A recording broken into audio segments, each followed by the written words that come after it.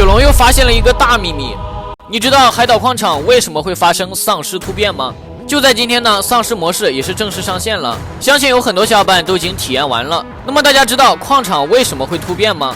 为什么携带丧尸病毒的陨石会坠落？海岛究竟发生了什么大秘密呢？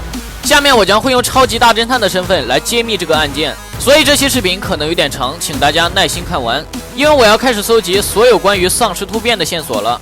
首先是第一个线索，我们来到 K 城上城区密室这里，在门口我们可以看到有一个红色信箱，我们输入密码0102就可以打开这个信箱。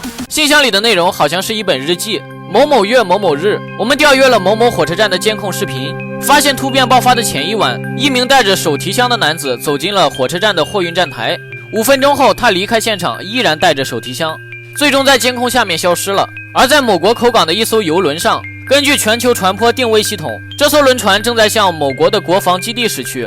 当然这本日记还有第2页，当你看到这本日记时，我已经在前往纳出基地的路上了。为了不耽误大家时间，我直接找出了重要线索。一个线索是这名男子手提包上的这个图案，如果我没有记错的话，这个图案是极限追猎模式里面的。另一个线索是最后的探员编号0101。然后我们再来到矿场右边的这个密室这里，密室的密码是3360。我们来到密室里面就会发现有很多看不懂的东西。来到小电视这里点击查看，我们就会看到有一封邮件，邮件的内容呢是2个人的对话。在这里又出现了信箱里的那个符号，还有一个符号不知道是什么。在这封信里面我们找到了一个重要线索，火车站。这个火车站应该指的就是突变团境。我们再来到后面的画这里点击查看，也是一本日记。第1页的重要线索是子幼，子幼指的就是那个僵尸病毒。日记的最后有一个恐怖的线索，因为你矩阵基地的倒霉蛋有幸成为我亲爱的爱型子幼试验品。我们再来到矿场陨石坠落的地方，在这里我们可以看到这个 boss 的名字叫做亚伦。我们输入0102亚伦，然后发给和平精英官方，官方给出的回复是根据幸存者的描述，亚伦是第一个触摸那块陨石的人，所以亚伦就成为了这个 boss。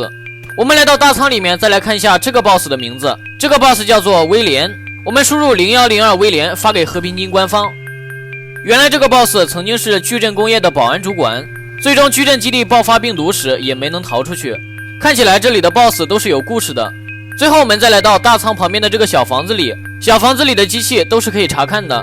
我们先来看一下第一个，请求支援，请求支援，这里是海岛体制基地，我们被突变者包围了，方向完全崩溃。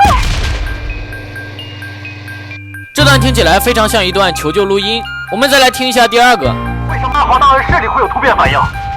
不可能，8号档案室只有资料，怎么会有子秀？别管了，大门要关了，快撤！谁关的大门？喂！在录音中我们得知大仓的大门是有人故意关闭的，最后被困在大仓里面的人全部变成了丧尸。我们来到书架这里点击查看，可以看到是一个外骨骼机甲的设计图，图中竟然出现了一个神秘的黄色机甲。那么这个黄色机甲到底是什么呢？还记得之前获得的线索0101和火车站吗？我们把这2个线索一同发给和平精官方，官方给出的答复是这样的：针对这里突变的情况，矩阵工业正在研发新型的外骨骼，这样才得以克制突变者。